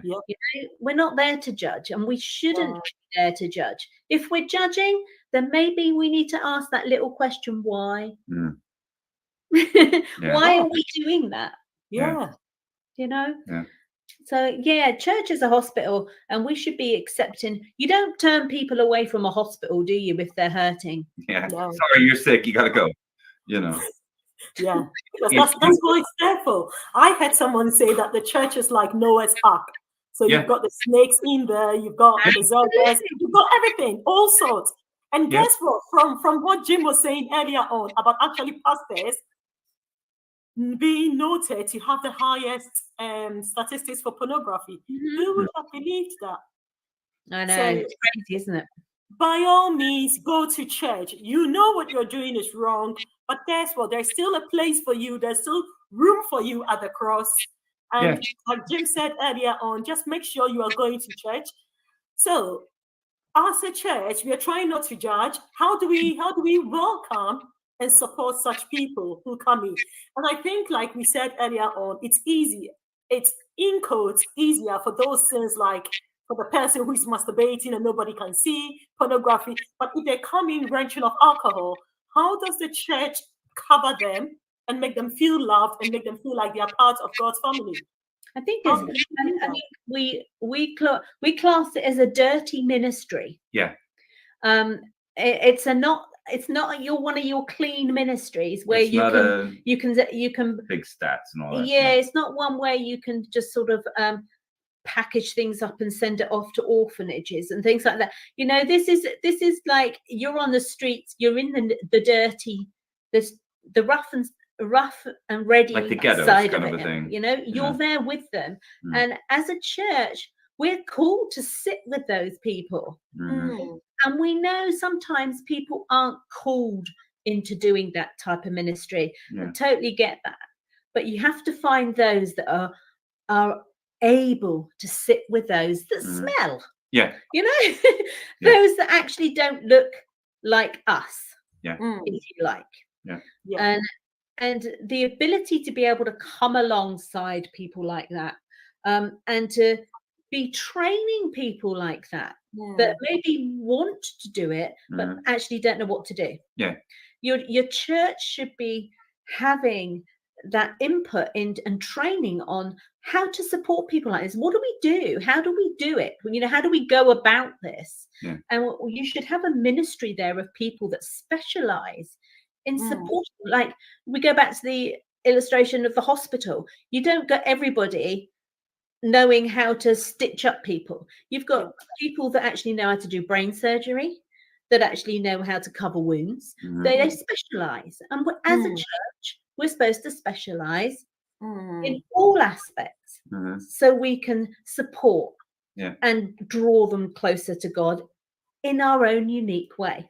So I think it's really important that we train people up and educate people into supporting. So we developed the Elijah Project to actually support people into a residential type rehab, if you like. Right. So that we struggled with, because we used to run the AA groups, the 12-step programs, which is quite huge across the world. Yeah. Okay. So we struggled with that because it became the God of your understanding. They changed it because it came out of Christianity from two Christians that developed it. But then the secular world got hold of it. Because you can't have Christian, you need to allow for everyone everywhere. And that's their... Yeah, so the Christianity got leaked out of it, if you like. And it became the God of your understanding. Which could be you're a tree hugger. It could be anything. You could be a tree hugger and whatever. And it's like, actually, I can't run this program when I can't have God at the center. Right. Dawn, could you just repeat that? Because let's say we've just had a viewer join in and think, actually, from all that they've been saying, I think they're just doing it because they're amazing people and they're really nice people, and Dawn can just do it. Dawn, could you just repeat that? What did you just say? What did I say? I don't know. You're talking about the fact that you can't do it by yourself. You can't remove God out of it. Yeah, you can't take it. In a way of looking at it, Dawn and I, my entire life, I never got over alcoholism. Not once. I did it as many different ways as I could do it. And I mean, even to a point that I dumped a glass of wine down the sink. And my first thought was, when I dumped it down the sink, is, but I can get a straw. A little ring catch thing in the sink. Yeah. I was thinking, it's in there. And I thought, I can get a straw to get that alcohol out. And then I thought, hang on a minute, there's mung and all kinds of dirty stuff down in there. It's probably not going to be good. And that's the only thing that stopped me. But if there wasn't any mung in that thing, I'll guarantee you I would have sucked that out. But I was trying to do it under my power. When I started putting God into the middle of my addiction and had him working with me on it, that's when I got changed. God took that brokenness in me and he put the gold of him back into it. Okay. So he replaced that brokenness that I couldn't do on my own strength. But when you're doing a God of your own understanding, God is not allowed to work. That tree ain't going to put no gold in there, or whatever. I mean, I had a guy in one of the AAs, his sponsor was his higher power. His sponsor, another failed person, was his higher power. And he relied on that sponsor. When the sponsor fell, guess what? So did he. Too. Yeah. Okay. And that's why we said, look, with the Elijah Project, we're putting God back in, putting him in the middle. Let him work you and not you work you. Right. Let's take who has something here. Let's see. So I'm of the view that we should open up for all types of addicts, but we should not create an environment of comfort to continue comfortably in their addictions. Yeah. Oh, yeah. They should be told the truth and be seen to be desiring for deliverance. Else the church will be turned into a secure place. A secular place? A secular place. Sorry, I was just thinking like secure. Yeah. Yeah, you are bang on. Exactly what you're saying is it. You allow them in, but don't allow them to stay in that quagmire of problems that they've got. It's about the other program that we've got is the Barnabas training. Now, what it is very, very simple. It teaches people to come alongside people that are marginalized, people that are broken. So ex-offenders that are coming out, homeless people. And it's about teaching them to what level they can support. Some people are perfectly brilliant at being someone's friend. Some people need a little more structure, and you can, what we call befrienders, where you're friendly, but you have a bit more structure where you're not quite, in their house all the time, to where you have mentors, which is highly structured, highly time sensitive, where you are with that person, supporting them for just a specific amount of time, and you are challenging the behaviors. So like when you're saying, don't leave them where they are, give them a mentor, because the mentor is going to be poking them in the side going, are you still going to be on alcohol today? Are you still going to be, have you thought about going to a rehab? And that's really what a mentor is, somebody that kind of jabs you into going, you know what, you need to make a better choice. And it's that sort of choice and choosing. Well, yeah, and it's educating as well, and also deliverance. Yeah, it's absolutely got to have it. It's all there, and it all needs to be given to people so they have a fair chance of recovery. Whatever it takes to get someone free, that's what you do. And if it means that you got a whole bunch of little old ladies that are prayer warriors that are praying 24 hours a day, by God, get those prayer warriors sitting there. There is more power in one person on their knees praying in a cupboard or a closet or whatever it is in your country, just praying for a specific individual, going, you know what, God, you get them a breakthrough. There's more power in that lady than there is a 6'7" boxer, because she is dealing with not just herself, but she is dealing with the spiritual side.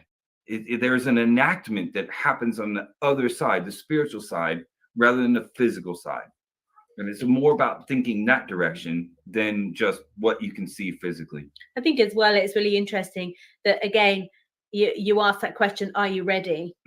Because you can pray for someone and pray for their deliverance, but they have to be in that mindset that they want change as well. Right. So, and that takes a while sometimes for people to get to that part of actually, I really can see something different here. Yes, I really want it. But yeah, I mean, you can pray for someone as much as you like and do deliverance over them. But if they're not in that mindset, they're just going to go back to what they know. Yeah. Absolutely. Yeah. You can remove a devil and a demon from somebody, and they can head home, and all they got to do is just invite them right back in. Yeah. You can do whatever you want, actually.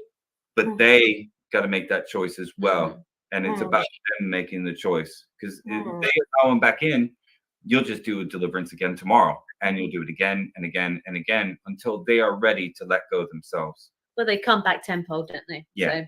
Absolutely. Right. Thank you so much, Dawn and Jim, for this insightful session. I know we are actually slightly behind time, so we're going to be ending this. But is there any one thing that you really want to get out there? I'm going to go with Jim first, and then you, Dawn, and then we're going to pray just in case someone is listening and the person is saying, "Gosh, I really needed to hear this today. Thank God I've heard this. I am ready. I want today to be that day where I'm going to come clean with God and actually accept that, yep, I've been addicted to but I want today to be that day of deliverance for me." So first of all, what's the take-home message? What one thing do you want everybody to know, Jim? And then Dawn, and then we end with a prayer. I would say the one thing that I can get across that's probably the most important thing: love like Jesus did. Don't condemn. Don't try to belittle someone into it. Just love them where they are. They're broken. They're only broken. Broken things can be fixed. Yeah. And just allow God time to work. And it's about you allowing God to work through you. Don't do it your way. Ask him for the words. Ask him for the way. And he will help you help them. Okay. for me, I think I'd just like to use that one word, surrender. And get on your knees. If you're on your knees, you can't go anywhere. You can't run away. You can't run to the addiction.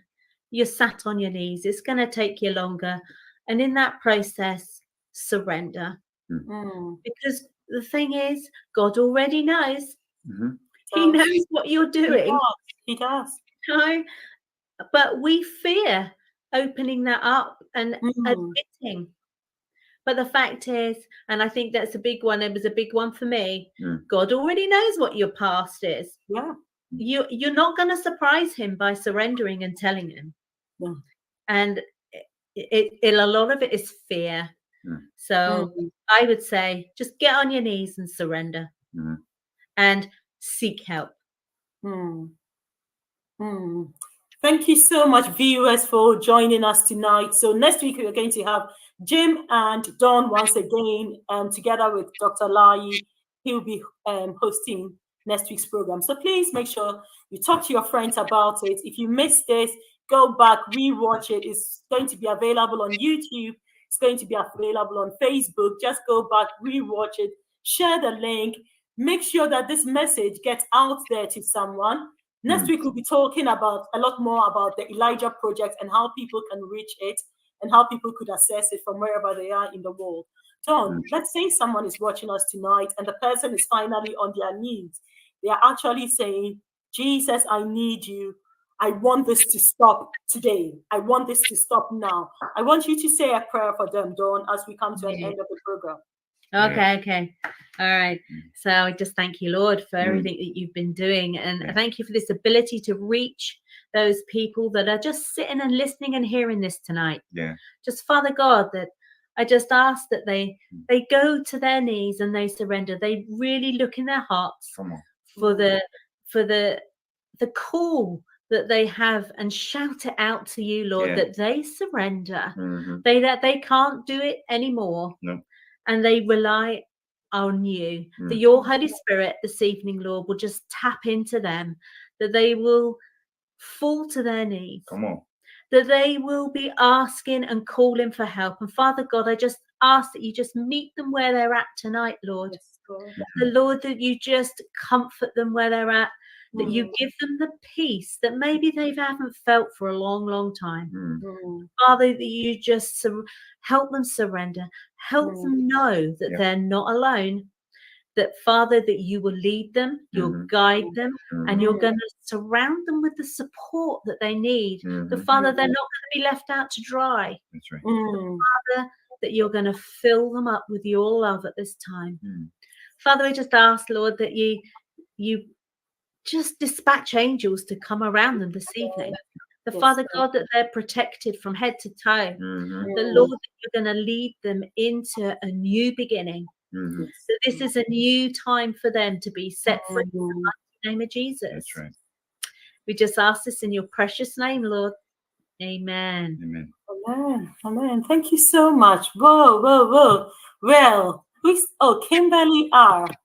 So very informative. Thank you so much. This is coming from Kimberly. A big God bless you. We've been so blessed.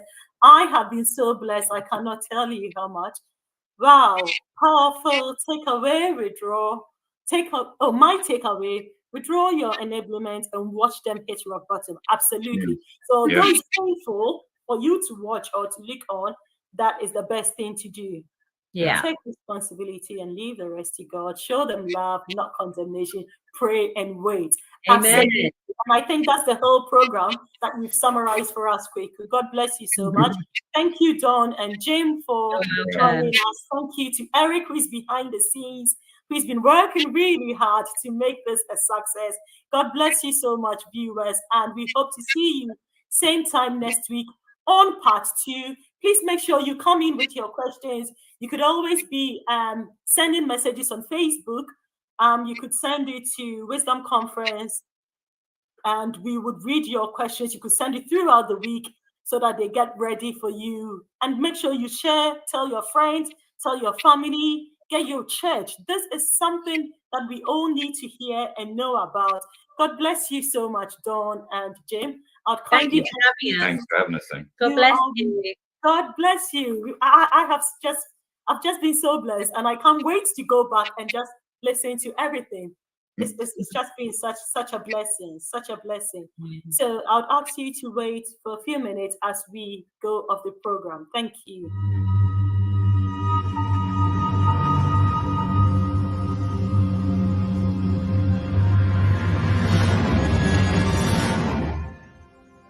Global Wisdom Missions, a ministry with global impact. Global Wisdom Missions is an organization of Christian ministers from different denominations and countries dedicated to presenting Jesus personally to this generation of the young minister and leader by assisting them to fulfill their calling by following and applying the wisdom of God.